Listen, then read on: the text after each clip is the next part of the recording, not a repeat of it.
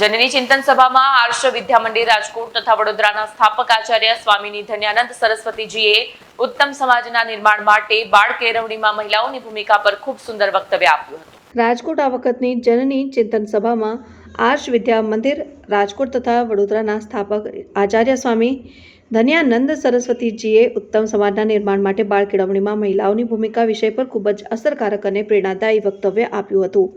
તેમણે પોતાના વક્તવ્યમાં જણાવ્યું હતું કે ઉત્તમ પરિવાર અને સમાજના ઘડતરનો આધાર ઘરની સ્થિતિ પર નિર્ભર છે। બાળક માતાના ગર્ભમાં હોય તે સમયથી લઈને તેના જન્મ પછીના પ્રથમ 5 વર્ષ દરમિયાન તે જીવનના મહત્વના સંસ્કાર અને મૂલ્યો શીખી લે છે। આ સમયમાં પોતાની ભૂમિકા સૌથી અગત્યની બને છે।